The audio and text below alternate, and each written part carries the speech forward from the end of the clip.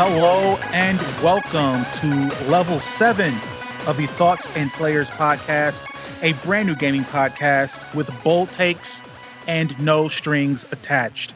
I am Jeremy, once again here with my compadres. I have David. What up? And I have Cory. Snake.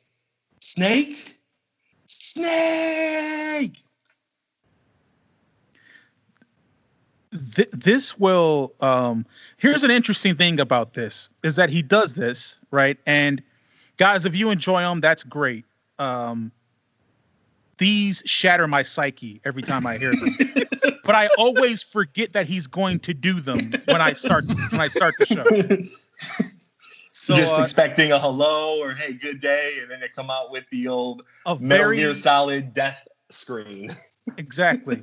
Expecting a very normal person-ish type of beginning. That does not happen, as you know. So yeah, everybody, welcome. We're Level 7. We are trucking along here, enjoying every minute of it. We want to, once again, like we do at the beginning of every level, tell you how much we appreciate your support, your listening, your sharing of the podcast, your contributing to the podcast and the community posts that we have on our Facebook and our Instagram. Going to try to start cranking up more posts and more information on those things so you can be more engaged and have more material to work with. But yes, very much, we appreciate all of that.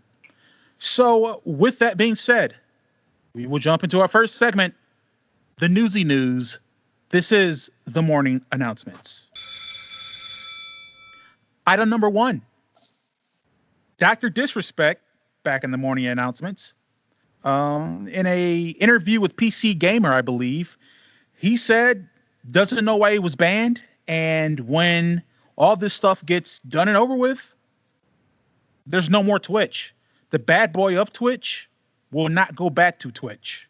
He'll either do some other platform, multi-platform. I think he discussed even doing kind of his own thing on the side, which usually those don't really go well, but you know, A for effort. But yeah, that's Dr. Disrespect in his own words. You guys have any opinions on that? Oh yeah, I guess I'll say this. We're kind of just giving you an update from last level. You know what's changed, and really nothing's changed except for he's not going back to Twitch. I'm still waiting for that reason why he's been banned. But I think I'll say this: that Dr. Disrespect might be big enough to. I don't think he has to worry about Twitch. He can go to Facebook, he can go to YouTube, and I think an audience will follow him. That's how big he is. So I don't think necessarily he has to worry about finding another audience. So that's all I really got to say on him. David? It annoys me that even he doesn't know why. How can somebody ban you from their thing and you not know why? Like, there's usually the reason is told. And for them to hide it is just childish. Yeah. And also, well, as kind of an addendum to that, I don't know if you heard about what happened with DSP on Twitch too, did you? No. So there's a streamer named DSP, Darkside Phil. He streams and stuff. I think it was last week he had got banned on Twitch after he got done streaming about an hour of Ghost of Tsushima, I think, maybe. But he got banned. Tried to find out why. They didn't tell him why when he originally got banned. About 7 hours later, they reinstated him.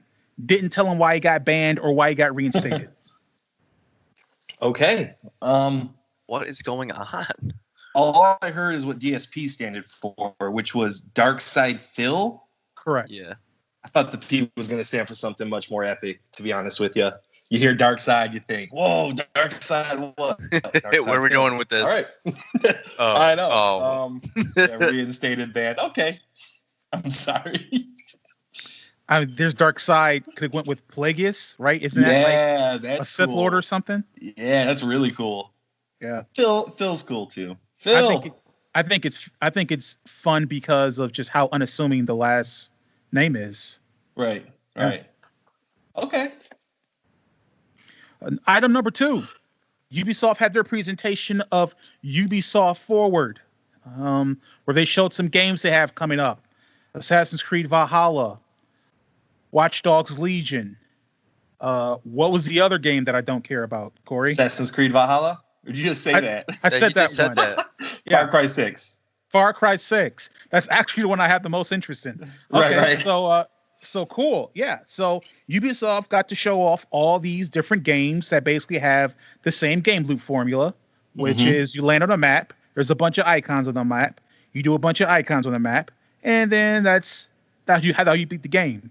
So what did you guys take away from this Ubisoft Forward thing? Anything catch your interest?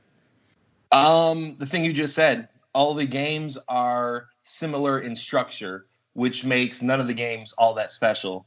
Now, one's in a tropical island, one's in a futuristic London, one's in Viking time. So yes, if you're very interested in one of those 3 things, you might be pushed towards that game. But besides that, I don't think Ubisoft as a company offers a gaming experience that speaks to more of like the hardcore gamers. Now, you're always going to have your fans of those 3 games that are going to buy them every year because they like the gameplay loop, and that's 100% fine, But I think as a company, they're kind of just like resting on those where it's like, okay, we can throw the same thing out, change the setting, and people will buy it. I would say out of those 3, Legion, Watch Dogs Legion, has me most interested for the simple fact of you can recruit anybody in London and they become part of your like squad to actually go about the story, which is something we haven't seen, which is interesting to me. So out of those 3, that's the one I'm interested in. The other 2, I don't think I'll buy.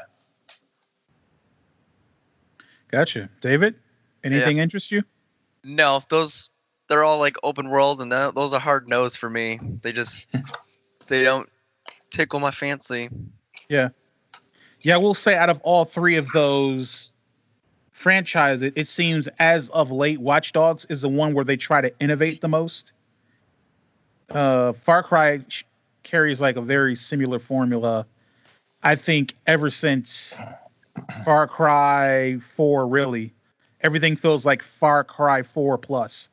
Just a reskin, but basically the same mechanics, same feel, even from a graphical standpoint. I know that aesthetically the terrains change, but it all feels very similar. And Far Cry 4 was a good game. Far Cry 5 wasn't that bad either, but you might want to do a little bit something different and not replicate the same structure into every single game you make. I mean, here's the thing. Assassin's Creed 4 was a good game. Assassin's Creeds after that followed that formula and just, made a little bit of changes. So it becomes to where, those older games were good. And once they got a good one, they just made slight changes to the formula. And that was really it. But the newer ones, I know they stole a bunch of stuff from Dark Souls and The Witcher. They said those were their influences. They just basically stole a lot of the mechanics. Yeah. So Yeah. All right, so I have a question for you on those guys. Kiss, marry, kill. You got to pick a game to kiss, which is just kind of flirt with. Maybe you're interested. Marry, a game that you are going to get, and kill, a game you have no interest in. Now, David, I know you said none of these are your flavor. Kind of play along. Jeremy, what are you doing for those 3? I am going to... So it's flirt, marry, kill. Marry, kill. Okay. So I am going to flirt with Watch Dogs. I'm going to marry Far Cry. Congratulations. And I am going to kill Assassin's Creed. I pretty much made that game to do that joke. So. Okay, well, that's cool, though. David? I don't know about you, Corey. I'd have to go with the same answers. I've watched some gameplay of Watch Dogs, and I mean, it was all right. That was like when that one came out, so I don't even know if 2 is going to be the same. And then Far Cry, surprisingly enough, one of my coworkers was raving on about 3, 4, and 5 today. So I'll go with the mayor with that one. But the Assassin's Creed, I've heard so much crap about Black Flag and how bad it is. So that's it for me. That takes the cake for the kill. Yeah, I'll change it up a little bit. I would marry Watch Dogs. I've actually never played a Watch Dogs for more than like 15 minutes, so this one does have me intrigued. I think it's the right time to jump on. I guess flirt with Assassin's Creed because I can flirt with them because I kind of know what they're about, Like it's not too dangerous. In Far Cry 6, you can kill. I've actually never played a Far Cry either. Is that a series that I should jump into, Jeremy? You have a little bit of experience with them? You have some interesting choices there, Corey. I will say that, yeah, I will say the Far Cry ones, they have some survival elements to them. First person shooter stuff, the shooting is not that bad. They usually have pretty interesting antagonists in their games. So the story element from that angle is usually always interesting. Okay. Yeah, in regards to like you're saying you're going to flirt with Assassin's Creed, and just because I know what it is, what they have going for it. Yeah. And then marry Watch Dogs. Never played Watch Dogs, but this new one has me really intrigued. Okay, well, Watch Dogs 2 is really good. Right, I've heard. First that. Watch Dogs was but Watch Dogs 2 was really good. Right, it's always on sale too for like $10. Is that worth a jump in? Like you played Watch Dogs 2? Yeah. Okay, maybe I'll prep myself up a little bit before the third one comes out. Shouldn't I do that? No, just go right into number 3. Yeah. Well, here's the thing. Like, if you're someone that's susceptible to open world fatigue, yes, I am. Then pick your open worlds carefully. Gotcha. Watch Dogs Legions. It is then. Yeah. I guess we should say they all had release dates announced. Do we have those on hand or no? No. Okay. Well, I'll make up some. Assassin's Creed Valhalla comes out November 17th, 2 days before Cyberpunk, which I think they can coexist. I'm not quite sure, though. I feel like they're separate audiences, but we'll see.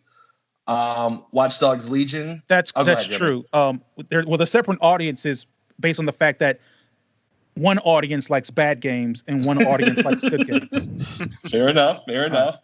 Watch Dogs Legions comes out October 29th, I believe. And I think Far Cry 6 comes out February in the 20s, 2021. So, okay. Two truths and a lie right there. Figure it out. I'll take your word for it. Yeah, same. So we have news item number 3. Red Dead Redemption 2 online players have been dressing up their avatars or their characters like clowns in a protest of how little new content is added to the game. A nice little protest there. What do you guys think about it? It's hilarious. Yeah, hilarious. Keep it going. I think it's the best kind of protest. I feel like if you spam the forums, Rockstar doesn't care. They've made the money off you. They're more worried about GTA 5. This isn't really going to help either, but at least it's funny. It's not hurting anyone.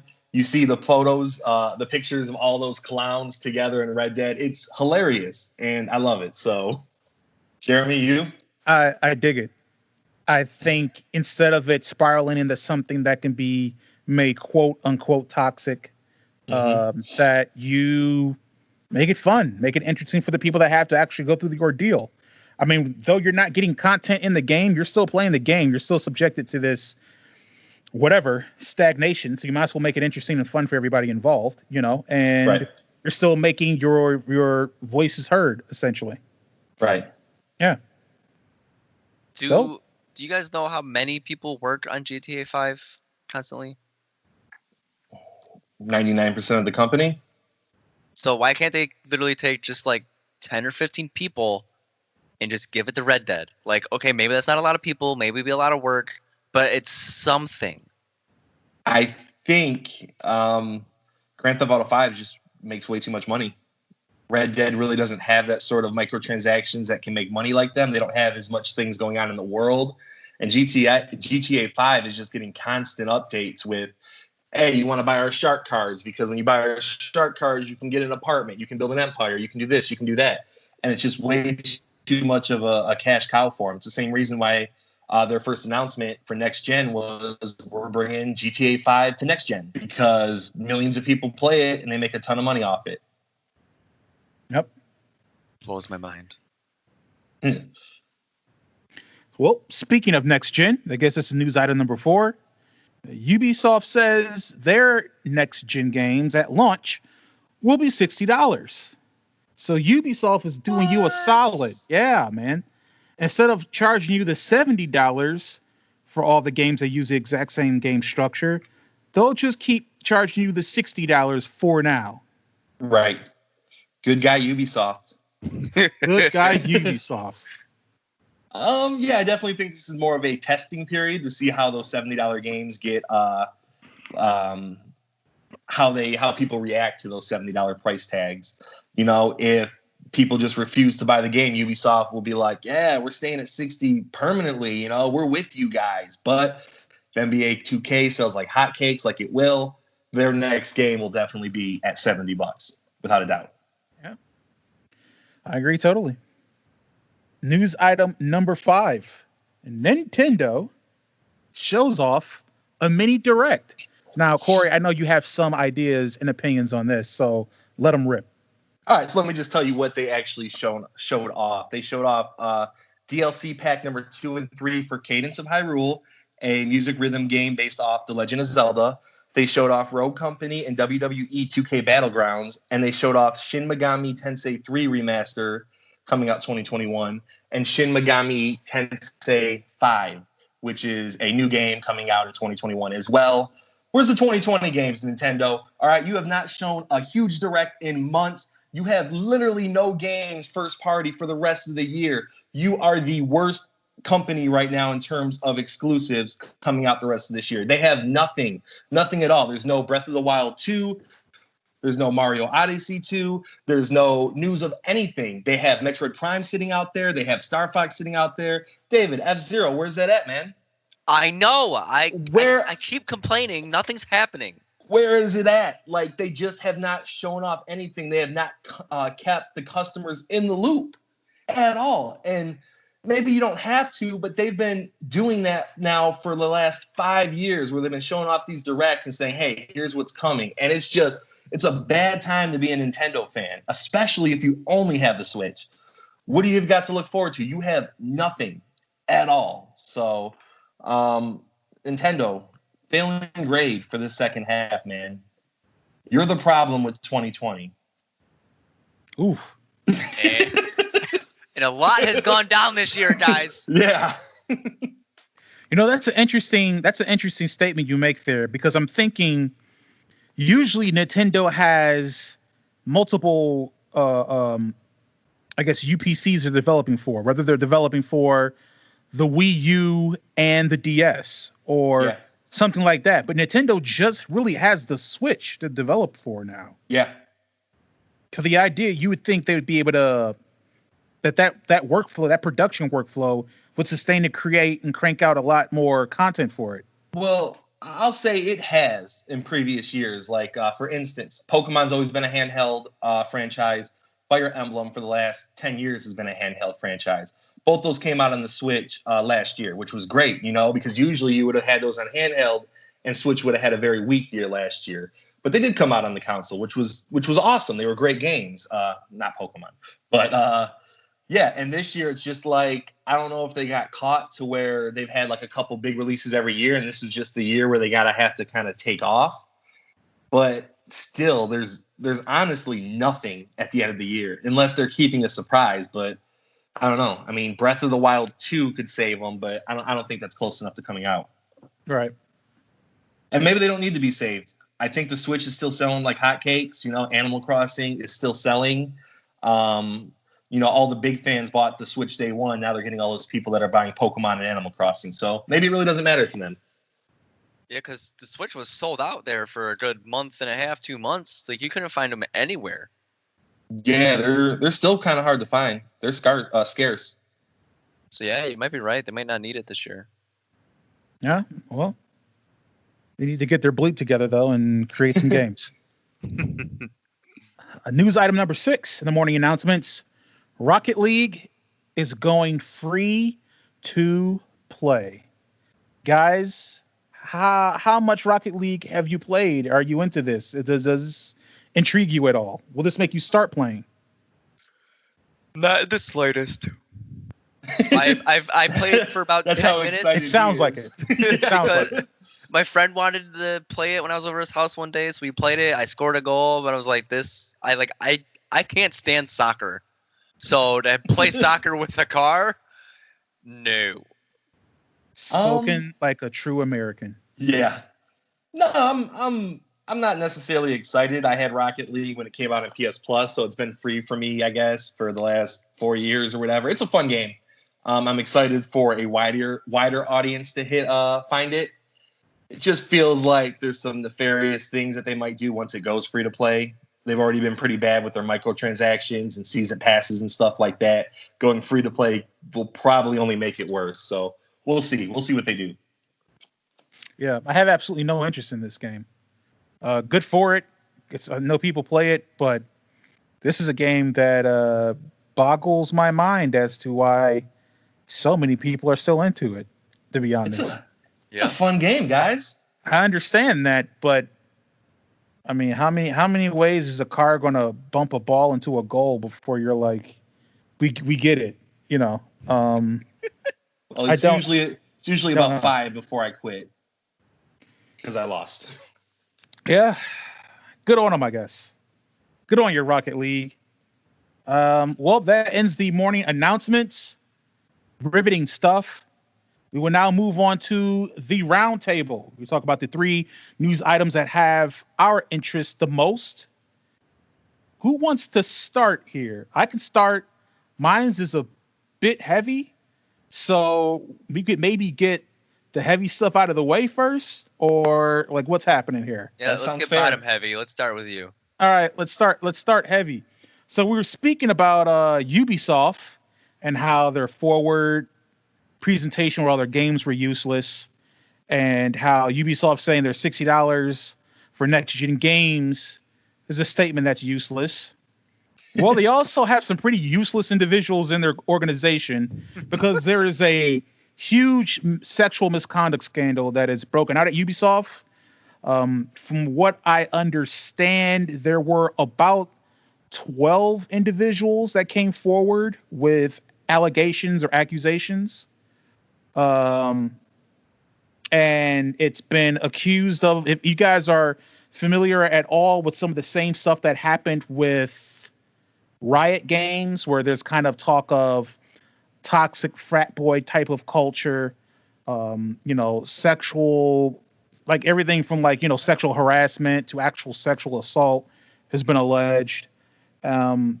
Usually they've taken care of this stuff. Ubisoft is, unlike a lot of other publishers, they're actually a family-owned company. They're owned by the Guillemot family. And I believe their president is Yves Guillemot. And he came out and said, hey, we're going to take care of it. Every time this has crept up, we've taken care of it. I will say that if it keeps creeping up, you haven't taken care of it. That's not how taking care of things work, right? If you say you have a roach issue at home and you take care of the roach, but the roaches keep coming back, you didn't take care of the roach issue. So hopefully this is an opportunity, since they're in the spotlight with it, to really get things under control, to identify, not publicly, but obviously, but identify the individuals and the practices that are the issue and correct them for the sake of not just the women who are being subjected to this kind of behavior, but everyone. They need to do better. And that should be the base expectation, is that you treat another individual, no matter their sexual orientation, their gender, or anything else, with at least a bare modicum of respect. Guys, do you have any thoughts on this?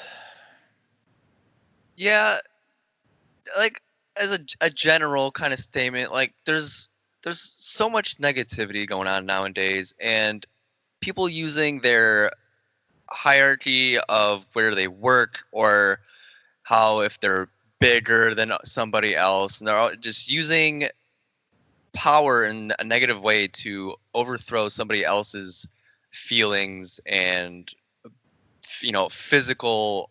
It hurts. Like I don't know why people have to be like that. Like I don't. This might make it all heavier, but I had to deal with that growing up. I was a victim, so I don't understand why people are like that. Like can't we just all just respect each other? Why is that hard? Well, I'm not saying that it's a respectable or even sensible answer, but some people just think I'm the ish, I'm the stuff. I should be able to do whatever I want and get whatever I want. That's obviously a mentality that needs to be stifled and put out as quickly as possible. But unfortunately, we have to deal with these things. I was kind of remarking to you guys before that I've become absolutely fatigued with hearing about stuff like this. But I know people who are immensely even more fatigued than I am are the predominantly women that are consistently and constantly subjected to this type of behavior, right. as well as some men. But it's come on, man. Like just be better. In the words of LeBron, be better. Yeah, I'll say the statement's nice, and I really hope they kind of just take care of this and change the culture that they have, because like you said, it's a family-owned business. Who's the owner who runs Ubisoft? Yves Guillemot. He seems like a good guy. You see him on a lot of their conferences and stuff, and he seems like a guy who cares about the company. So I do hope they get this figured out. Not for just their company, but for the people that have been victimized. Until then, bad guy Ubisoft. Yeah. I mean, I don't know, man. It seemed like they were doing, such good stuff with their repetitive gameplay and and useless presentations. But that's my roundtable topic. Who wants to go next? Who has their next interesting thing of theirs? Because I'm as fired up for you guys' topic as I am mine. So, okay, go on, David. Okay, so Xbox, right? I've had Xbox since 360, and since then I've been subscribed to the 12-month plan for Gold. Renew every year, don't worry about it. But now I'm gonna have to worry about it because they're canceling the 12-month plan. Like, why? Like, I looked into it for a little bit, and there's no it's gonna be part of the Game Pass thing, and just buy this for the year. But, like, no. So all they have right now is the 1 month and the 3 month. They've given no information what they plan on doing for a long-term thing. And the reason a lot of people do the 12-month is because it's cheaper overall. It was only $60. But now the 3 months are $25. So that's to be like $75 for a month, for a year. Yeah, I'm trying to save money while enjoying what I enjoy. So I might not have Gold anymore after mine runs out. Now, I'll say this. I don't think, based on what Microsoft's been doing the last couple of years, it's a scheme to kind of get more money out of you. I really think they're going to kind of roll this into something else very soon, because everything they've shown over the last, I would say, few years has been very consumer friendly. With the Game Pass, being able to combine Game Pass with Gold, with the Xbox X Cloud. So I don't think it's going to be a long winding thing where it's like we can't get 12 months. I think they are going to roll it over into something, but I could be wrong. Yeah, Corey, I think you're wrong. Really? I think I they're gonna. I could be. I don't expect. Well, I don't even think that you could. I think you just are. All right, and I'm gonna explain to you why you are. All right, okay? Preach. Yeah, because Xbox, Microsoft, they're a company. What do these companies want to do? Just make money, right? So, for instance, it wouldn't have made more sense in a business plan. Most of the time, they're selling these 12-month subscriptions, right? So you have the 1 month, the 3 month, and then the 12-month you've always had, right? Wouldn't it have made more sense from a business strategy standpoint to get rid of something like the 3 month one and do like a 1 month, 6 month, 12 month or something like that, right? Very few people got the 3 months. Most people got either a 1 month because they needed it for a month for a game that just came out, or they would get it for a year because, like David, you've always had it. You've always had to pay for multiplayer. Maybe if they want to be good guys and you want to do your could be wrong, maybe they could be going the route of PC gaming and just letting us play multiplayer games for free, like bleeping humans. But That's fair. I highly doubt they're going to give up one of their most consistent streams of revenue. So I think they're going to they could be combining it into something else. They could be making it part of xCloud, but they're going to upcharge you. Because they're going to charge you. They're going to say this access to this type of thing costs more now because we're giving you more. And it's, hey, I didn't ask for more. I just want to pay what I've been paying. I'm trying to make this economic, this financially fit. Gaming is supposed to be a hobby that's relatively inexpensive, right? Because if I had the money to spend thousands of dollars on games and thousands of dollars of doing this stuff, I wouldn't be playing games. I'd be going on trips to Bali, right? I wouldn't. This is the reason why I play games, as a financial escape, right? A financially appropriate means of escape. So, yeah, I think they're canceling it. That's why they didn't tell anyone. That's why nobody knows what they're doing. You just don't cancel one of your most popular items that you sell and say, well, we got some things in the work. We got some ideas, but we don't want to let them out yet. Your system comes out in 3 months? Maybe a little bit, 3-4 months. Your new system comes out, and the way that people can have Xbox Live, the most popular option, it's gone now. Like, what for? If they do something that's economic and consumer friendly, like you believe, then hey, Microsoft, you learned a whole lot from when you launched the Xbox One, but I don't know. It feels like they already have, Jeremy. They've already learned a whole bunch. Like, based off the evidence of the last year or so, this is going to be consumer friendly. I don't know how yet, but they don't want you to get 12 months when in 6 months they're going to announce something that will help you out even more. Now, maybe I'm shilling for Microsoft a little bit here, but that's exactly what they're going to do. I mean, is it financially sound to offer all your first-party games off of Game Pass? No. Halo is going to sell millions and millions and millions of copies, but it's going to be on Game Pass day one that you're paying $10 for. In some cases, you're paying $1 for. Every month they run something that says pay $1 for 1 month of Game Pass, or I had paid $15 for 3 months of Game Pass Ultimate. So I don't know. Maybe they're doing an about face here, and in 6 months they're going to say it's $20 for Game Pass and Live, and there's nothing you can do about it. But I really think that it's going to be something that helps the consumer, at least for now, because they haven't got that audience back. They're still in third place. They need to wine and dine people. Here's the thing, Corey. I believe if they were going to do that, they could do it retroactively. Rather than taking away the 12-month option, if you're going to do something brand new in 6 months, you have the 6 months that I have left, you roll that into your new service. Or you give me a credit on my account that I can use in the Microsoft store. They aren't doing any of that stuff. They're just taking the option completely away. Well, they haven't announced anything yet. Like, if David would have renewed his a month ago, he's still going to have 11 months. So maybe after 6 months, they say, hey, your last 5 are rolled over. But they don't want him to buy it a week before. I don't even know. This is all hypothetical, but it's going to be something consumer friendly. I really do believe that, because Microsoft is in third place and they need to get the consumers. They need Game Pass to take off and be Netflix. All right. I mean, if they want it to be Netflix, for one, they need to make better shows, aka better games. Oh, I mean, that's what we're about to talk about, right? How excited you are. Did you see how I segue things? Right. We're professionals here, man. So let's talk about those better games. Microsoft had their first-party conference today, showing off a lot of first-party games. They had a few third parties, but mostly they focused on the games they were making themselves, which all of those games will be day one on Game Pass for you to play. For me, the conference was like a C- at best. They showed off some games I was interested in. They showed off a new Fable, just titled Fable, not Fable 4. But that sounds awesome. They showed off State of Decay 3, which the trailer looked great. I'm not a huge State of Decay fan, but I love the idea of it. The first two just never hit for me, so hopefully this third one does.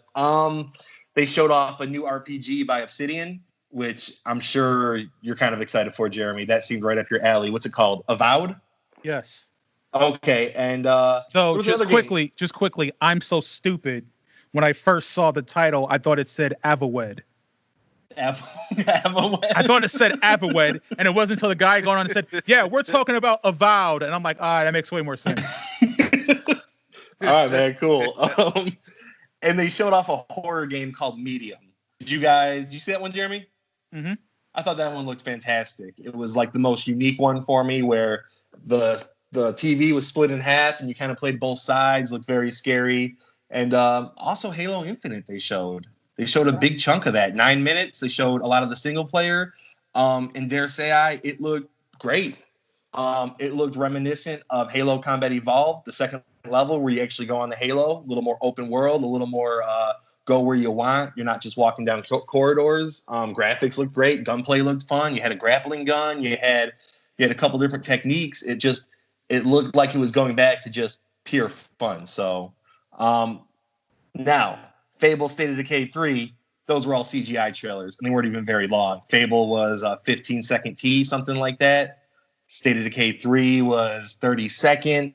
Avowed, that showed no gameplay, right? That's the one with the arrows flying. Yep. Pretty much a lot of this was just concept of what the game's going to be.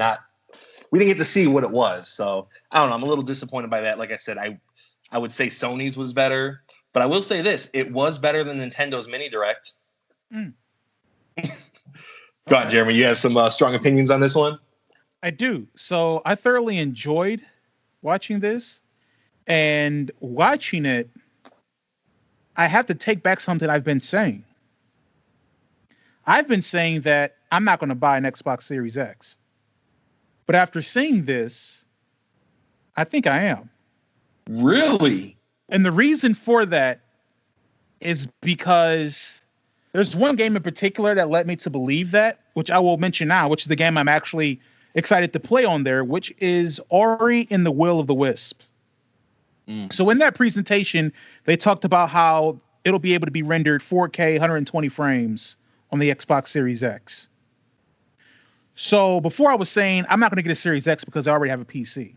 Right. What I think is happening, though, is I think the Xbox is going to have some software optimization mojo happening in the console that's not going to be on PC.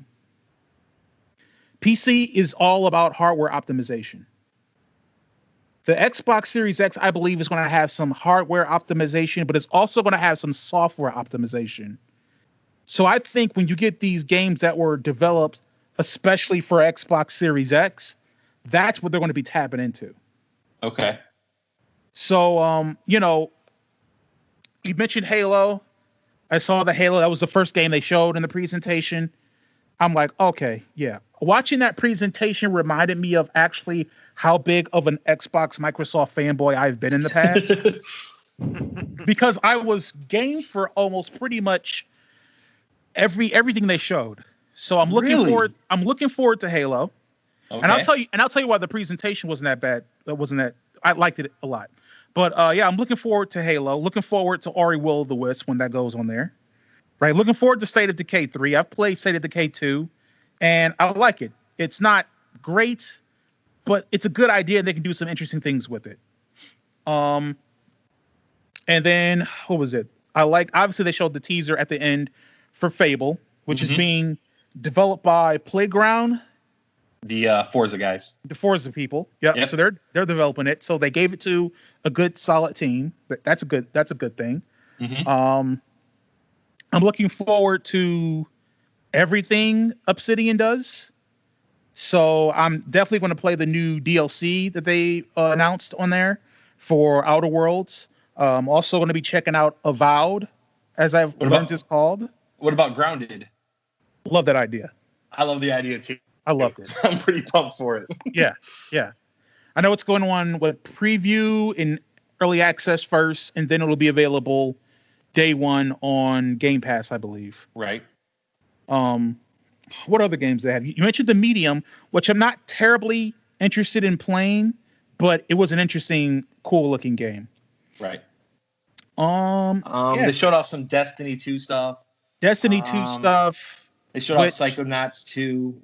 Yep, Psychonauts 2. Oh, they showed off Stalker 2. Very interested in that.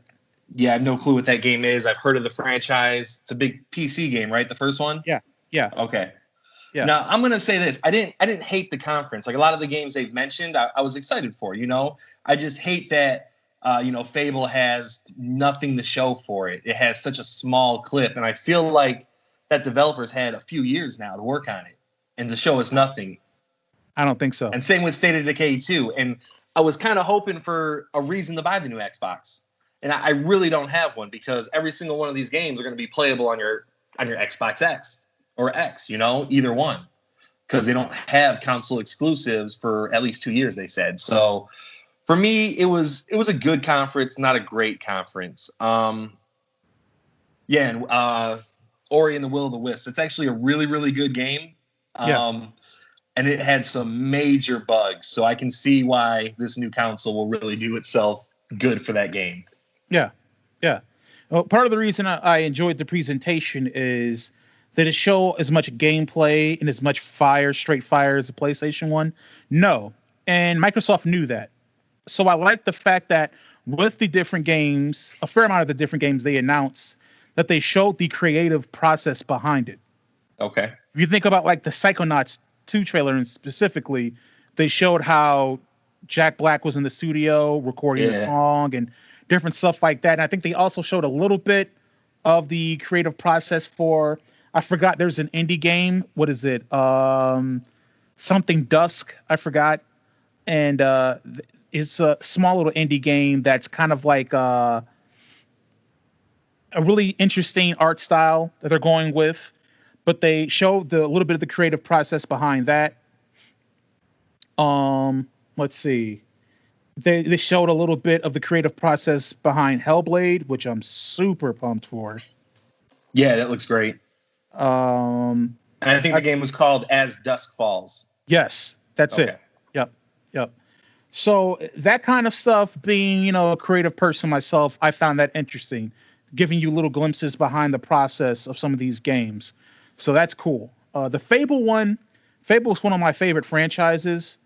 And so I guess it's cool that they're making another one. I don't think they had a lot of time because I think they just made the decision recently as to whether they want to create Fable again. Okay. I think that the third one was so poorly received that they were debating, okay, should we even make another one?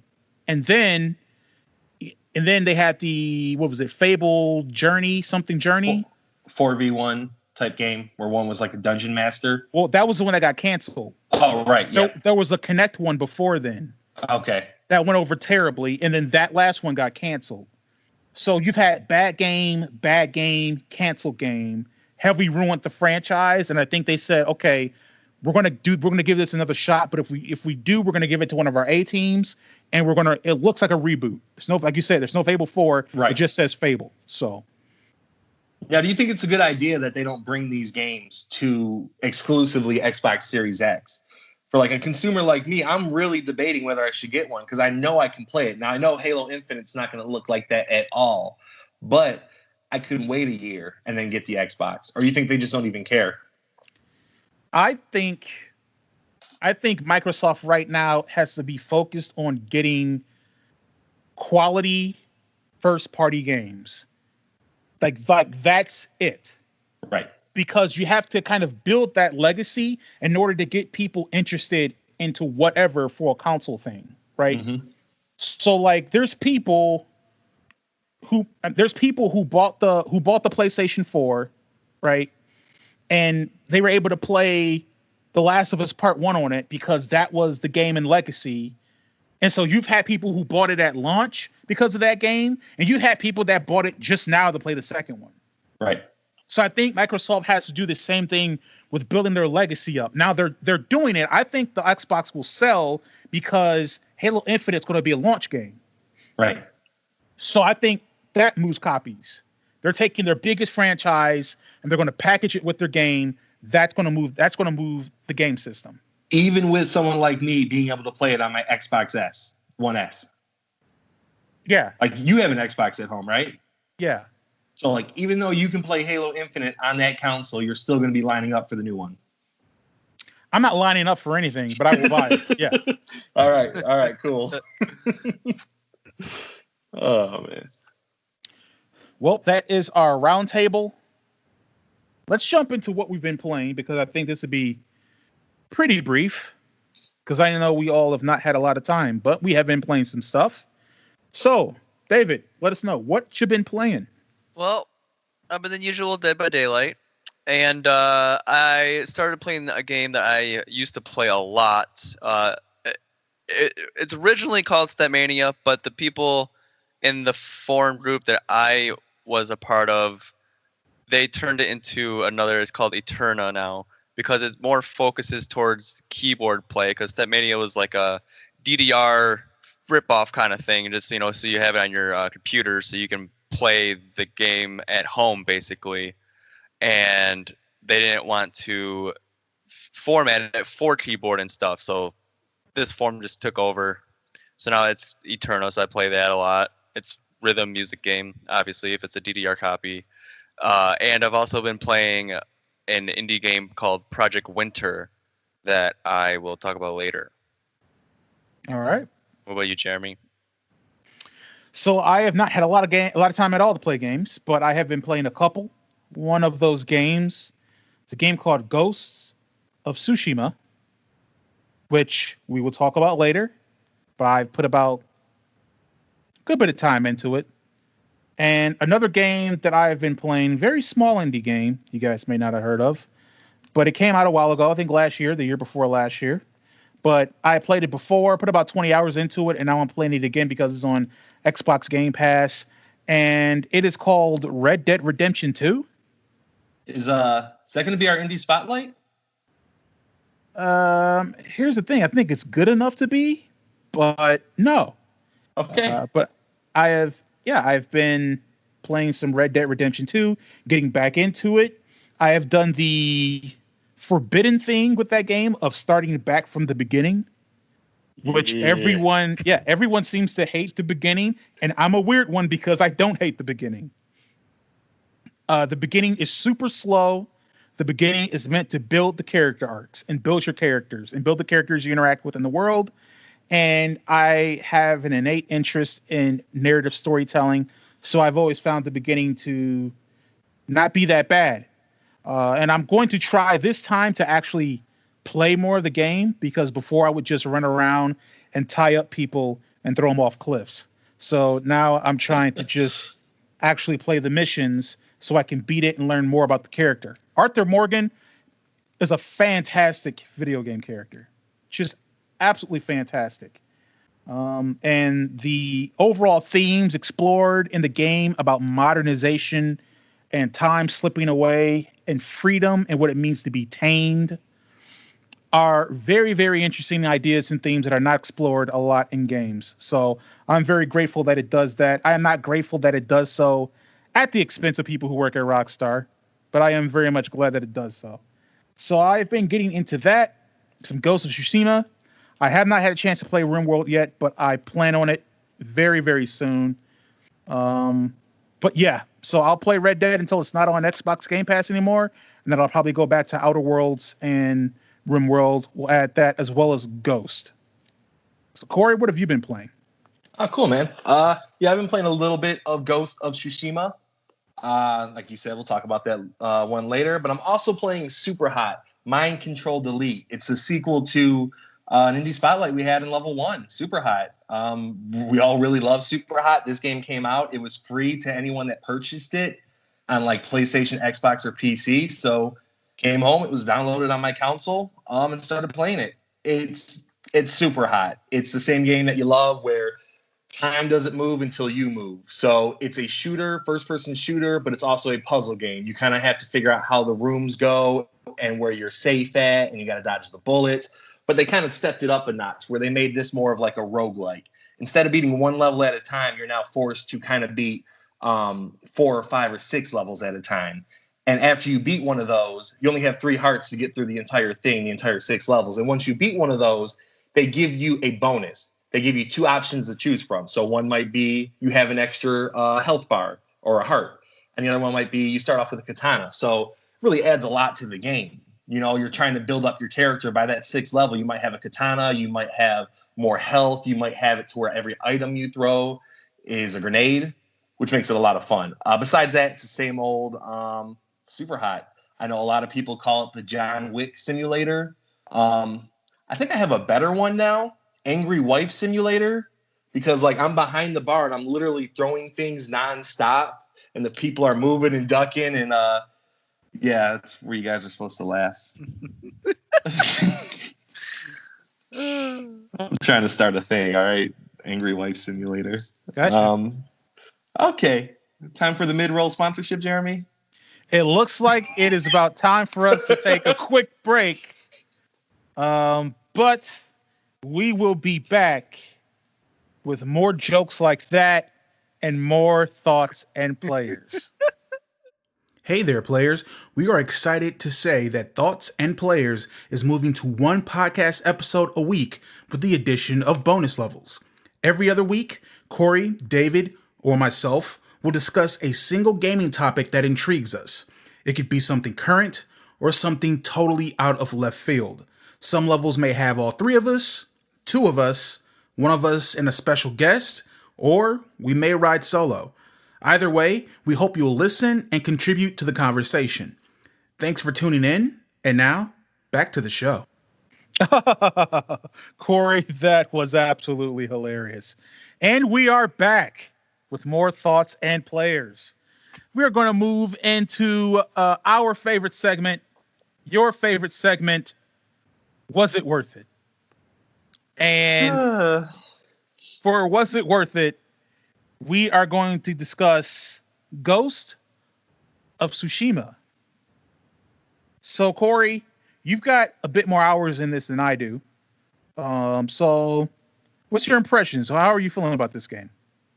All right, so the thing is, we haven't actually beaten the game yet, but I feel pretty confident in giving it a was it or wasn't it worth it yet, because the first off, Ghost of Tsushima is a third-person open-world action game made by Sucker Punch. And like I said, it's an open-world game. So you have this gigantic map. You have icons all over the map. You have a busy HUD. You have a little mini-map that takes up space. You have boring combat. Actually, you don't have any of that. Ghost of Tsushima, I think, breaks the mold for open-world games. It takes away that mini-map. It takes away the HUD, and it gives it a super minimalist approach to everything it does in the game, which I think works in its favor. Just huge. What do you think about that, Jeremy? I do. You don't get the anxiety of a Ubisoft mini map or a Witcher or something like that, where there's so much stuff on the map you have to do, and you're constantly busy. being reminded. It's so busy. Yeah. Yeah. The thing about this is it just kind of lets you be free to kind of explore the world. You're not worried about what your next marker is. And speaking of that, they don't even have markers in the game. The game is, you're kind of directed by the wind, which when you go to a place, it can be very subtle. It's just the leaves blowing in, which I got to say about the leaves look amazing. The flora in this game it's flora, right? Yeah. I had to go over this. Not fauna, flora. Okay, the flora in this game is amazing. There's leaves everywhere. There's tall grass. There's flowers, everything. The wind is constantly going, and it's all blowing in the wind. And that's what directs you to your next waypoint, the wind. Like I said, it can go very subtle to where it doesn't really affect you, or with a flick of the touchpad, which they actually use the touchpad decently in this game, you can get a big gust of wind to kind of show you where you got to go, which is awesome. Yeah, speaking of the world, I would say that at points in this game, the game looks as beautiful as any game I've ever seen, without a doubt. Now, the entirety of the game, the graphics look really good, but there's some points in there where the angle of the camera, the characters and where they're standing, the colors, it makes it look like, this is kind of lame, but it kind of makes it look like a painting. The colors are super vibrant.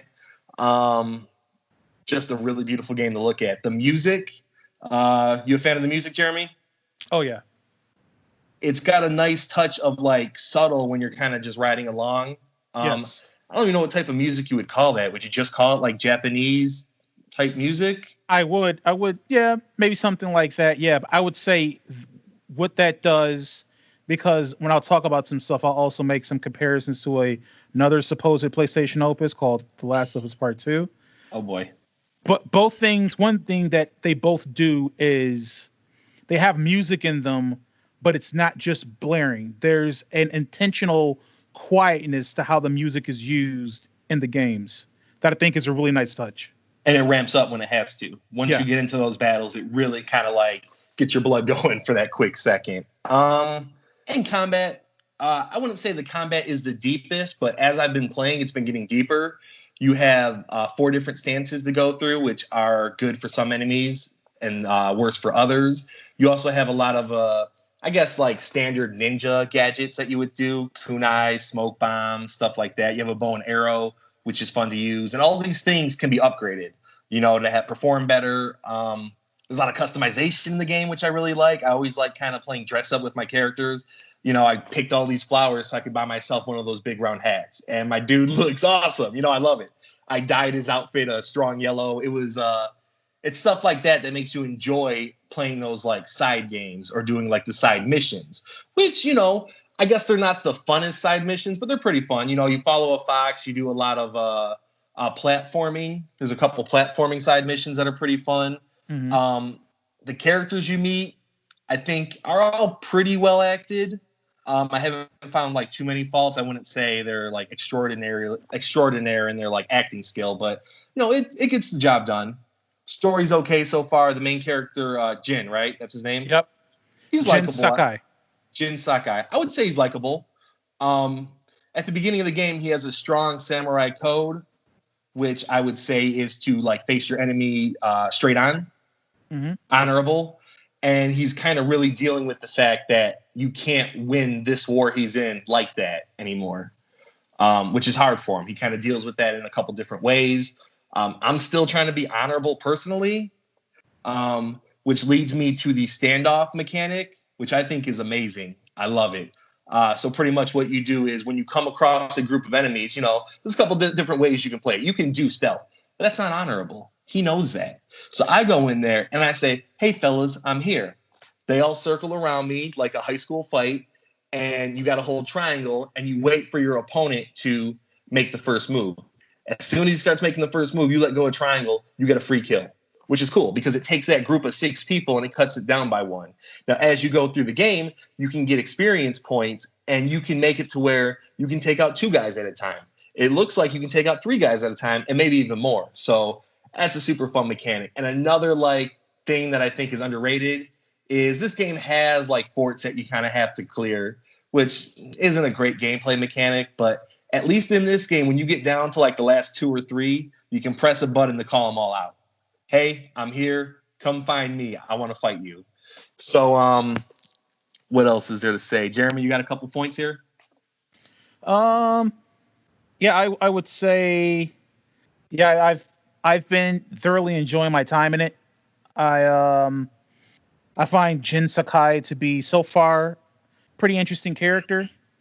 I really enjoy and respect how the game Sucker Punch could have took the game in a different direction. They decided to go in the samurai direction, and I very much appreciate that because it very much informs a lot of the things that your character is going through in the world.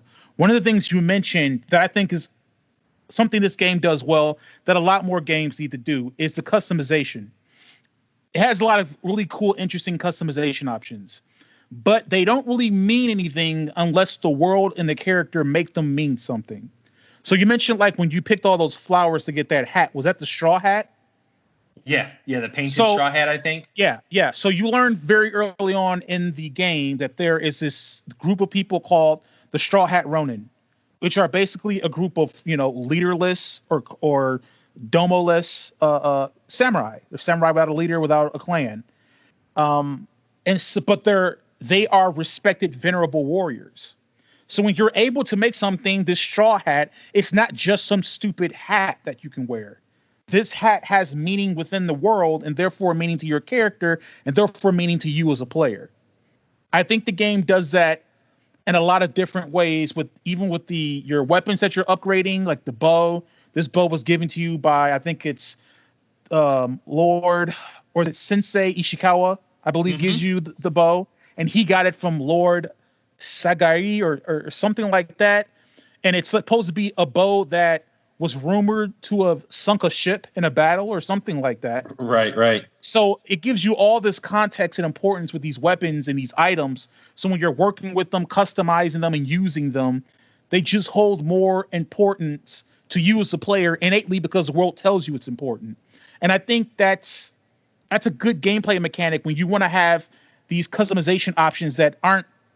It's not just good to have them where you can personalize them, but they hold some kind of presence in the world. So I think they did a really good job with that. Yeah, couldn't agree more. Just the game's fun.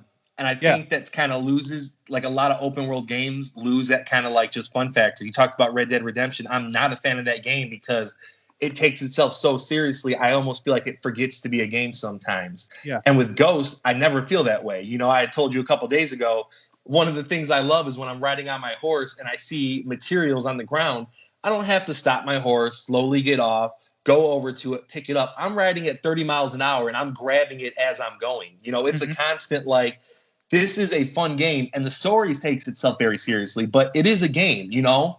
Yeah. And I think they just struck a good balance. And, you know, I'm not a big open world fan, but I don't know. With all that thing off the HUD and you kind of just going about and following the wind, it just feels like it's not, like you said, you don't feel like you're pressured to do any one thing of clearing out this area because there's so many markers on it.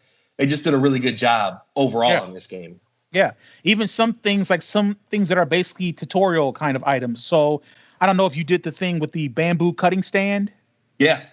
So that's not something that I got directed to. I just found that guy while I was walking around the town. Yep, me too. And he showed me that. And the same with the hot springs that were healing. Did you go to those? Yep. It's the same thing. I'm just walking around and this lady says, "Oh, hey, Lord Sakai, you might want to heal in these hot springs." And I'm like, "Cool." And you do the hot springs thing. By the way, solid ass on this guy. All right. You go into the hot springs and they don't show you anything from the front, but you get a nice little glimpse from the back when he jumps in this water. Solid derriere in this dude. So I was also going to say about like the side games. They have the shoot, what's the poem called? 5 syllables, 7 syllables, 5 syllables. Haiku. Yes. Have you done any of the haikus yet? I have not done the haikus yet. Okay, so same thing. I kind of walked across a guy, you know, wasn't pointed that way. It was a discovery I made. He's like, "Hey man, you should relax, make a haiku." So you sit down and you kind of point your cursor at one of the things and you'll make a haiku, and it sounds kind of nice. They reward you with a headband that actually has the poem that you made. Now, you're not writing the words, but they give you like prompts. So, and you kind of wear that headband with pride, like you were saying. These items kind of give themselves more meaning than other games where you come across a sword on the ground, pick it up. Oh, this has better stats than the other sword. Because I don't think, because you can't pick up any other weapons, and your weapons do get stronger, but you keep those same tools the entire game. Right. Yeah, well, I mean, so it's one of the most important things to a samurai is his blade. So right. In the Sakai clan, sword is supposed to be one of the sharpest swords in Legend, according to this game. So okay. Yeah, you know. Do you think this does justice to the samurai lore, as far as you know? I mean, I feel like it does. I know there's the whole cultural perspectives of everything always gets muddied, especially I know Sucker Punch is technically a Western studio. They're doing a game that's mostly about Eastern culture and philosophy.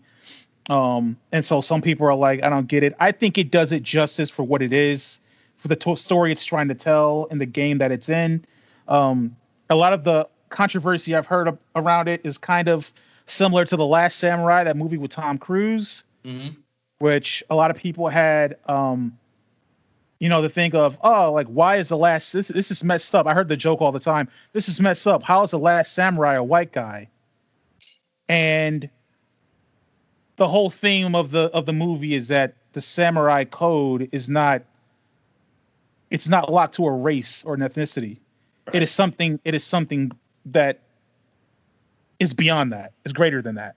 Okay. So I feel like those people didn't get the actual message of the whole movie. And that can kind of be the same way with the criticism and that end in this game.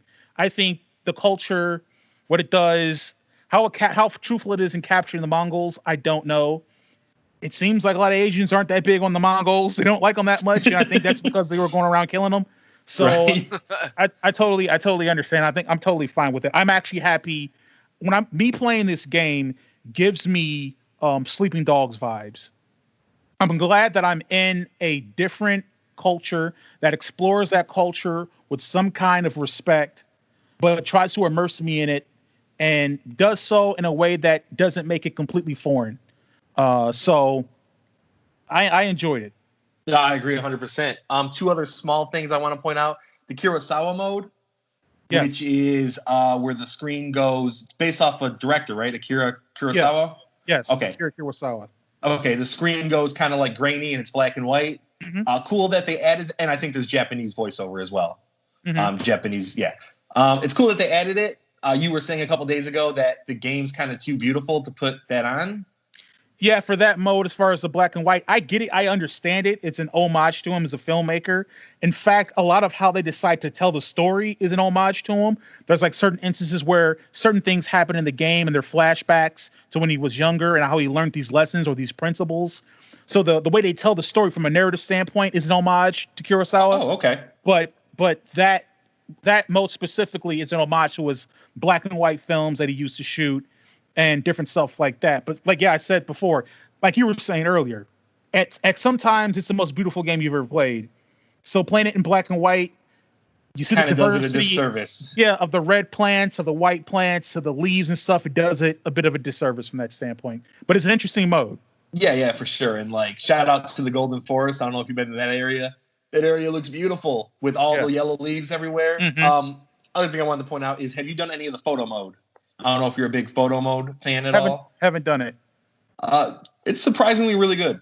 Oh, okay. I've taken a few photos off it. You know, you can line up. There's a lot of filters, a lot of things you can change. So if you're a fan of that, great photo mode. Like I said, overall, I'm really liking the game. We usually don't do a was it worth it for a game we haven't beat, but I think we both feel pretty confident. I'll speak for myself. I think it's worth it. And if you're at all interested in an open world third person action game, you should get this one because it's really well made. I am in total lockstep. Sucker Punch once again delivers on top of the infamous franchise that they're most known for. This is a was it worth it for me. It is. I think I was telling you before, I see this as being my last game purchase for my PlayStation 4 and couldn't be happier with it. So I definitely believe this game is worth it. Yeah, ends the PS4 on high note, I would say. It's a swan song to the PS4. Yeah. It's a great way to end it. And it would be nice if they do an update for PS5 to see how much even better it can look. I think they will. It's like I think that'll look even more. I think they will. It was like I was telling you before. It was so hard to track a copy of this game down. Yeah. People are buying this game, right. so I have absolutely no doubt that they're going to make it where it's updated, frame rates or something like that for PS5. Yeah. Oh yeah, for sure. Well, yeah, I think it was worth it. Jeremy thinks it was worth it. Good game. Go out and buy it if you can find it. Yes, if you can find it. So that takes us to our next segment. No good reason. We had a bunch of good reasons to like Ghost of Tsushima. But we have some games here that we like really for no good reason at all.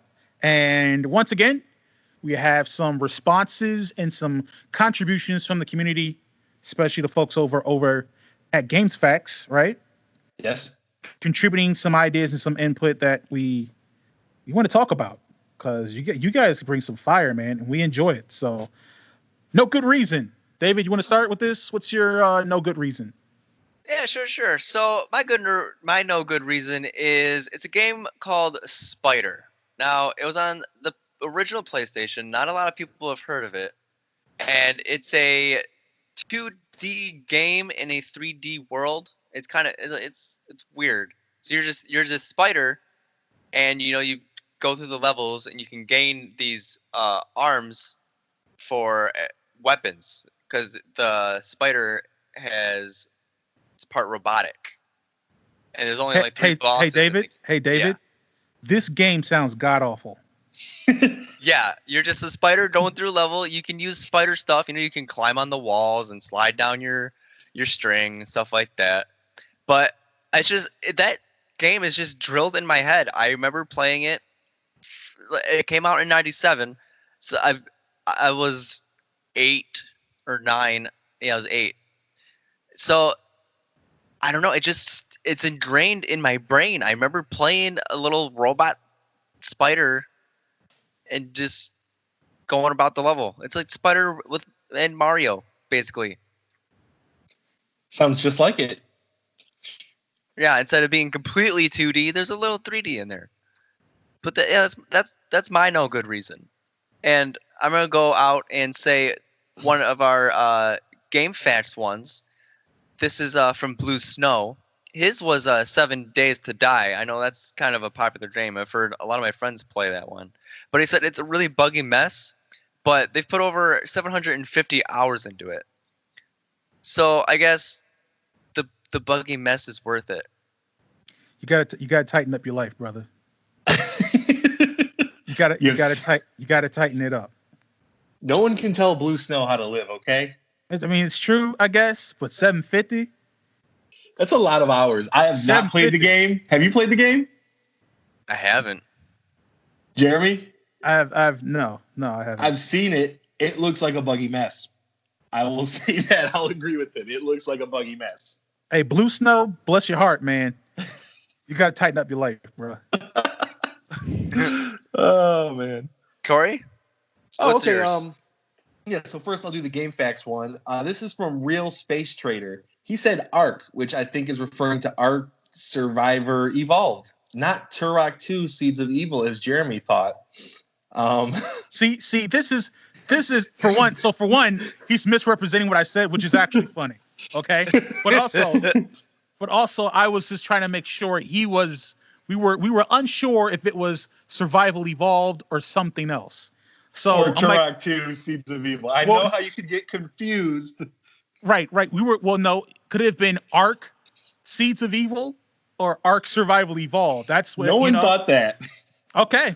All right. Real Space Trader said Ark Survivor Evolved.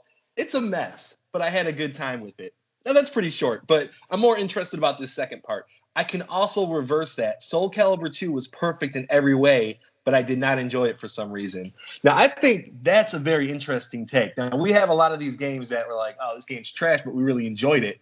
This is a case of Soul Calibur 2 is considered one of the greatest games of all time. Definitely one of the greatest fighting games of all time. And you didn't enjoy it. And I can definitely relate to some of those things where it's like, man, this game is so highly praised, and it's just like, I don't personally get it. So I actually like that take from him a lot. Do you have one offhand that you can think of? No, not offhand. Would it be Red Dead Redemption 2? Oh, for sure. I hated Red Dead Redemption 2. I hate that game.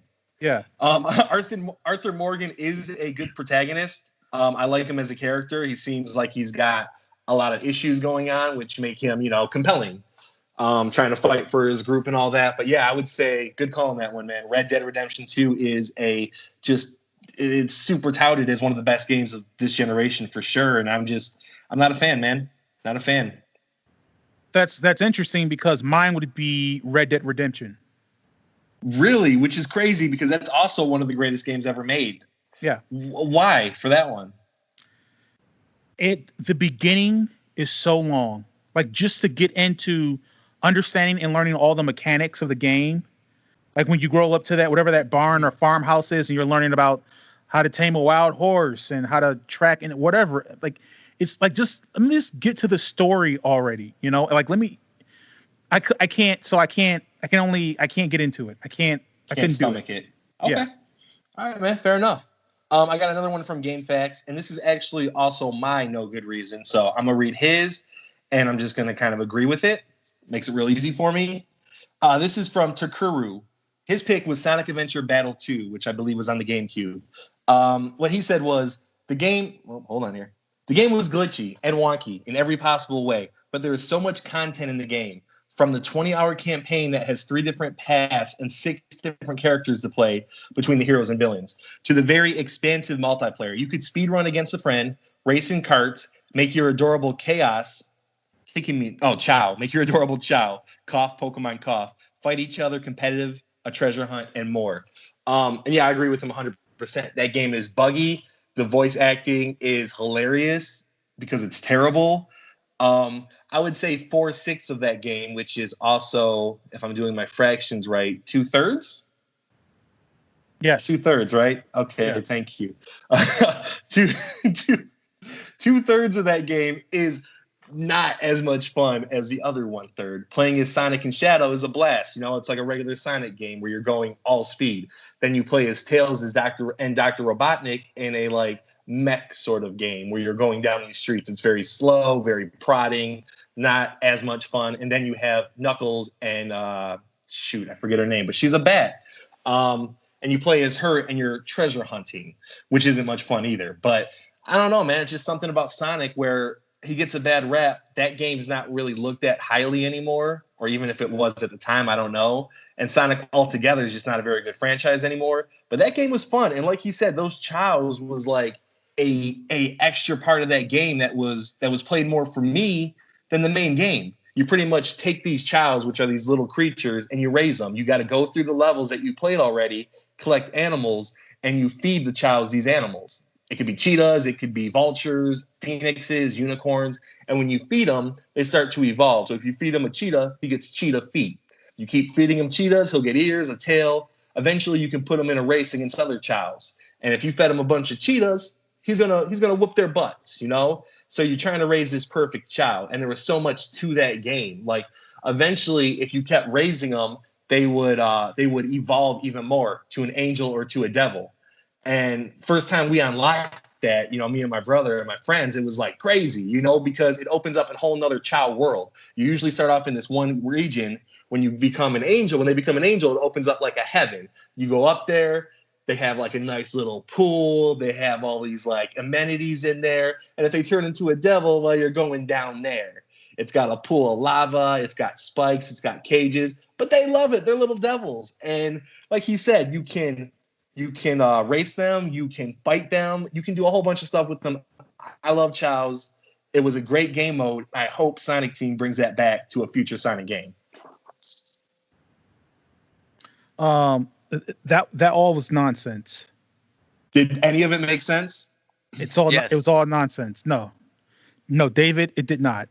It was all nonsense. Because I think I've played it. I remember playing a Sonic game where there's a little chow world. Yes. In between like levels or something, but I don't know if it was that one or is there another one like that? It had to be. I think it's the only one had to be that one. World. Yeah. Then I'm surprised I played that. It's a great game. Like it made me. I don't replay games. I don't like to replay games. I like to move on to the next one. But that made me replay so many levels because you look it up. Man, the cheetah animal is only in this specific level. Let's go get them, guys. Bam, go through that world 10 times until you have 10 cheetahs. Then you feed them the cheetahs. And some levels had hidden animals. Like I said, the unicorn, the phoenix, the dragon, and all those made them like super strong. The phoenix would give them wings like no other. And it's just a great game, man. To make them into little devils, you know what you had to do? You had to punch this thing as Sonic. Not punch. You'd have to throw him against the wall 100 times until he just hated Sonic. And he became a devil. He got into his little egg, sprouted out. He had little horns. He hated your guts. But then you raise him with Sonic as a devil, and he becomes friends with you again. It's a great story. The story within the story is amazing. Takuru, I couldn't agree more. Don't get your life on point because you already have your life on point, or whatever Jeremy said. Just want to take time. That was Blue Snow. I do want to take some time to apologize to everyone. I'm sorry. No, I'll say this: the real ones get it. All right, the real ones understand. Already, if I hear the word "chow" again, I'm going to lose my mind. So getting away from saying "chow" the chows, right? It's a little Italian for you. I'm going to go ahead and read some no good reasons here. One that I found interesting, one that I also agree with. So I will read this from Industin, I believe that's how you say your name. They wrote the game they loved or liked for no good reason. It's a little RPG called Two Worlds. Now, I'm in lockstep with you. I enjoyed this game immensely when it came out. Because of it, I was banned from the forums of GameSpot in 2005 or whenever this game came out. Why was that, Jeremy? People was hating. They were just haters. What did you compare it to? Well, I said the game was as good as Grand Theft Auto 4. Okay, just throwing it out there. Go on. Yeah, which is still true. I've only been proven more right. So, Two Worlds is a Eastern European RPG developed by Southbeat Games, and it had this really cool, I think the first, I think every single game since has copied the horse mechanic from this game. Not the riding horse mechanic, that was broken. But the mechanic where you could whistle for your horse and they would come to you. I wasn't playing a lot of Western RPGs that had that in them. So this is one of the first where you could whistle and your horse would come to you. And they also had to do this thing with the horse where instead of you having to constantly, push forward, you could just flick the left thumbstick forward and back and basically shift it in gears. So if you wanted it to go really fast, you'd flick it 3 times. If you wanted to go kind of slow, you just flick it once and it would auto and you just have to control it, direct it. So that was really interesting. It was broken, but that was very interesting. There's still tons of games now that have broken horse riding mechanics. But it also had some pretty interesting combat that was weird. It had a lot of dual wielding that you could do. You could actually stack weapons. So let's say like you're in the beginning, you have the same sword you run into and you pick it up and you have 12 or 15 of the same sword. Well, instead of having to sell 11 or 12 or drop them all, you could actually stack them into each other and just basically increase the stats of whatever that sword was. So if you had found 2, 3, 400 versions of this same sword, you stack them in, you'd have a pretty powerful sword, right? So it had different mechanics like that. The game, did it look great? Terrible looking game. Voice acting was terrible. Like really bad voice acting. Really, really bad. And part of what made it worse is that this game came out either, I think, a couple years after Elder Scrolls Oblivion came out. So when you have that as the standard you're being compared against, of course you're going to look like trash. Was it a game that was trash? Yeah, kinda. But it still had some endearing parts of it. So Industin, I agree with you completely. Two Worlds, like that game very much for no good reason. Another game that we have here on No Good Reason that I like from Light Fighter wrote 50 Cent Blood on the Sand. Here's the thing. I just wanted to say that. I've never played that game because I don't feel led to ever play a 50 Cent game. But the fact that you played that game and enjoyed it, admittedly for no good reason, I got an immense amount of respect for you. So there you go there. No good reason. That's it. Game facts, guys and gals, we love you. Keep sending in stuff. Fellow player community, keep sending in stuff. We like to read these and understand that you guys, for the most part, have immensely worse taste in games than I do. And that is perfectly fine. I'm here to help you. I'm here to lead you to the promised land. Okay. I'm here to lead you. I'm here to turn you, much like Cory did with his chows or what the hell ever he just talked about. I'm here to turn you into angels, not little devils. Okay. So that's what this is about. So that's the games for no good reason. We're going to move on to our next segment, the Indie Spotlight, where we spotlight independent games that we think are dope, that we want to put up there and let you guys know. So the game for this Indie Spotlight is a game called Project Winter. And to tell us about this, mentioned it earlier, is David. So David, tell us about this indie game, Project Winter.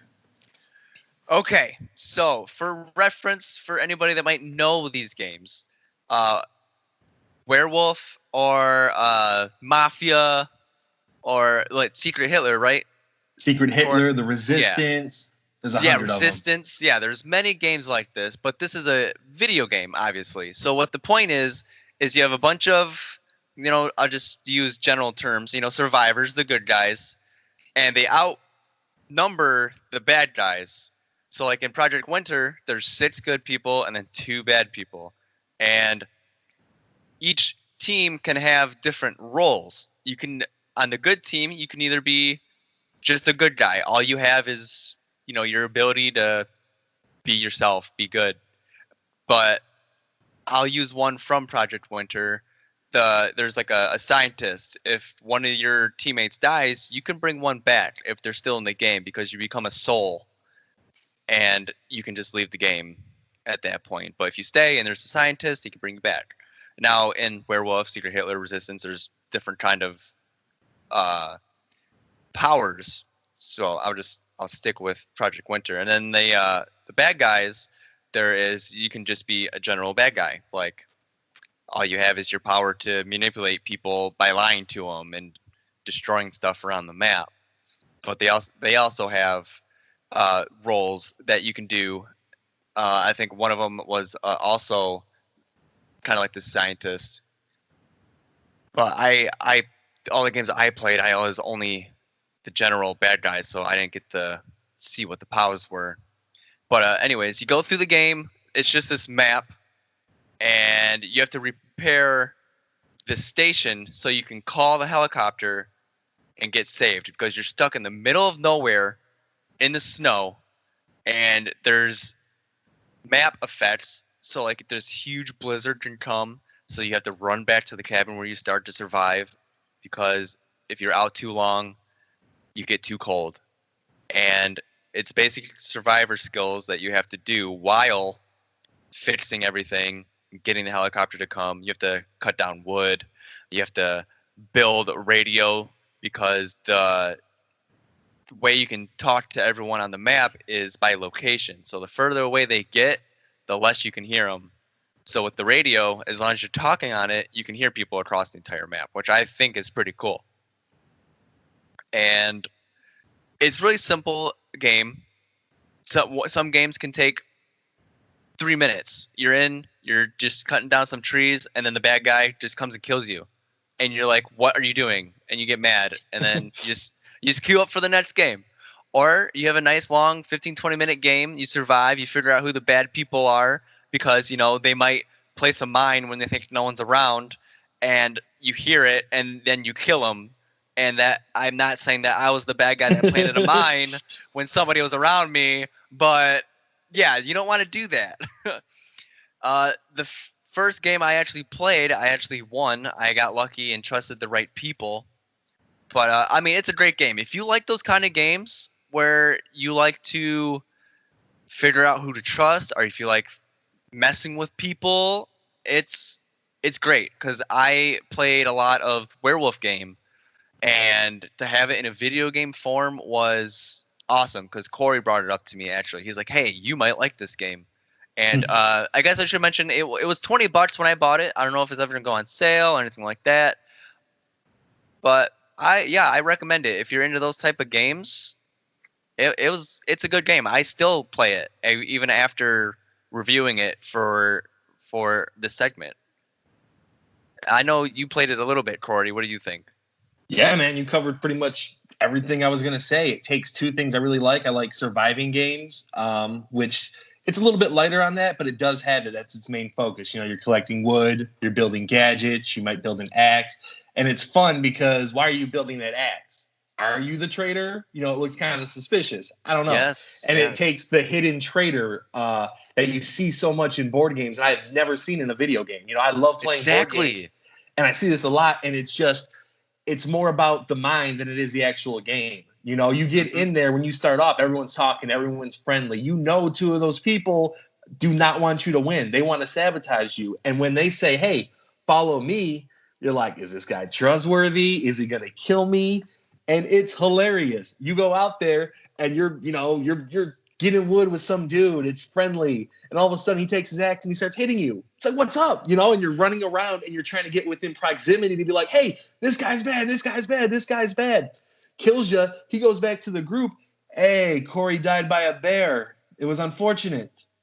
Like, Right. that's the fun stuff. And I'm a ghost after I die, so you can hear him lying. And it's like, no, he's a bad guy. And it's even fun to kind of watch the aftermath of all that, seeing how everyone progresses after. It's a really fun game, really fun concept, cheap price. Yeah, great game. Yeah, I forgot to mention there's animals on the map. There's wolves and there's bears, and you can make crossbows and axes and guns. It's got everything. Yeah, so you really never know what someone's motive is, because why are you building a gun? Well, it could be for the bear that's going to be out there.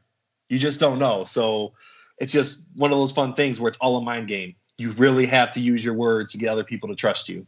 Yep. It's kind of like a always on the edge of your seat type of gameplay. Right. Dope. Heard it here, folks. Project Winter. Check it out if you're into that type of stuff, like Werewolf, like Secret Hitler. Nice little "Can I trust you or can I not" game. And like you said, guys, it's $20. That was on Steam where you played that. Yes. Okay. Yep. So I mean, I don't know. Developed by Other Ocean Interactive. Oh, okay. Yep. So I mean, they might throw it on sale. Steam does sales pretty regularly, so maybe if you guys put it on a wish list or something, you might catch it 10-20% off or more. So yeah, something to definitely look out for. And this was a way to get me to talk about more board games on this podcast. I knew it. That was my overall plan. Well, more to come in the coming weeks. Well, it looks like our doom has been written. You've been got. Yeah. Yep. That's definitely it. So hopefully we can get out of here before it gets much worse with our final thoughts. We talk about one point or idea that we have to get on out of here before we end the level. And let's see, who wants to go first with their final thought? Okay, Cory. Yep, get it out of the way. What is your final thought? All right, so I had actually something kind of cool happen to me. I wouldn't say I'm a biggest Mario Maker player, but when it first came out, I tried my hand at making 4 different levels. I thought they were pretty good. I made this level called To Heaven or ... It's a very thematic, story-heavy Mario level. Some people don't get it, but it's fine. But anyways, when you go on the game, it gives you hey, someone checked out your level. Check out who it is. So there's a Mario Maker player called Z7. He's one of the best in the entire world. I went to view who had played my level, and it was Z7, one of the best Mario Makers. In that little bubble, he's one of the best. And the coolest part is it gives you an option. He had beaten my level, and it gives you an option to like or boo the level. And he didn't like it. You really built me up there. You threw me off a cliff, Cory. Why didn't he like it? I don't know why he didn't like it. I put my heart and soul into that level. Everything I had, all my creative ideas. Z7, if you ever hear this, why didn't you like my level, man? Now you can also boo a level. There's no proof that he booed it. So he was neutral on it. I don't know. That's all I got for you. That's my final thought. Z7, call me. All right, folks. This is Cory. This is what we've got. David, what is your final thought? My final thought. Let's see. Okay, I got it. This is a post I actually made earlier. Great people. They make bad decisions. Don't always judge somebody off of one, bad thing, and also don't always judge somebody off of one good thing. You need a good basis of somebody to get a nice feel for who someone is. So if someone, messes up, see what else they're about. That's my final thought. Well said. Wise words. My final thought is, hey, 343. I know you showed us 9 minutes of this Halo where you got to play like Master Chief, But you guys basically straight up lied on the last one and made it seem like something was going to happen that wasn't.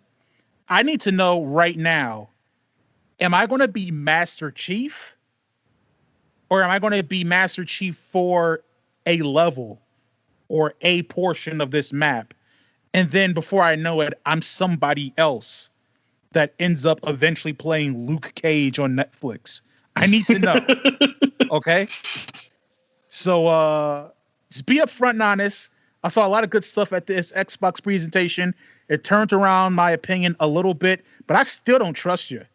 So you guys are going to have to come with something correct because you're fighting an uphill battle. That is my final thought. That leads us to the end of level 7 of the Thoughts and Players podcast. If you like what you heard, please subscribe to the podcast on your preferred podcast service: Apple, Google, Spotify, TuneIn, iHeartRadio, Stitcher. I mean, we're pretty much everywhere, guys. Yeah, we get around. We get around. You can also like the podcast on Facebook at facebook.com/thoughtsandplayers, all one word, as well as on Instagram at thoughts.players. And again, you can find us on YouTube, Thoughts and Players Podcast, where we upload clips as well as entire episodes on there as well. If you guys want to help us out there, sharing stuff, we're trying to get to that, partnership thing. So we need 1,000 subs and 400 watch hours. Why that? Those are the numbers. I don't know. But Google, YouTube said, hey, do this, and we might give you some money off the content you make that we make money off of as soon as you upload it. So check that out if you want, or wherever you fancy. That is it for us. We appreciate your time. We appreciate the energy. We appreciate your contributions. And we will catch you on the next level. Ciao. Yes. Yes.